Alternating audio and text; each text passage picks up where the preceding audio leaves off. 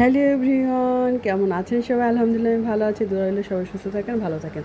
আজকে আমি মুলোর ডালের রেসিপি তোমাদের শেয়ার করছি। দেখো, ডালগুলো তো আমি একটু ভিজিয়ে রাখছিলাম, তারপরে পানিটা বলক দিলে ডালগুলো দিয়ে দিলাম, লবণ হলুদ দিয়ে দিলাম, কাঁচামরিচ দিয়ে দিলাম, আর মূলা কুচি করে রেখেছিলাম মূলা দিয়ে দিলাম।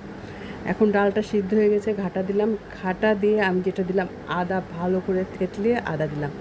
আদাটা দিলে দারুণ একটা ফ্লেভার বের হয়। এই যে তেলের মধ্যে আমি পাঁচফোড়ন দিলাম, শুকনো মরিচ তেজপাতা দিয়ে দিলাম, রসুন দিয়ে দিলাম। রসুন ভালো করে কুচি করে দিয়ে দিতে হবে। তারপর দিয়ে দিলাম পেঁয়াজ কুচি। এরপর একটু ডাল দিব, ডাল দিয়ে পুরো ডালটা ঢেলে দেবো। যখন বলক আসবে তখন ধনেপাতা কুচি দিয়ে নামিয়ে দিব। আর লবণটা একটু টেস্ট করে দেবো। আরেকটা জিনিস দিতে হবে, একটু মিষ্টি দিতে হবে।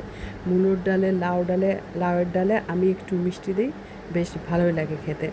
তা লাউয়ের রেসিপিটা, ডালের রেসিপিটা কেমন হলো তোমরা অবশ্যই অবশ্যই বলবে। আর দেখো, এই একটা বাগার যে কোনো ডাল দিয়ে দেওয়া যায়। যে কোনো ডাল সিদ্ধ করে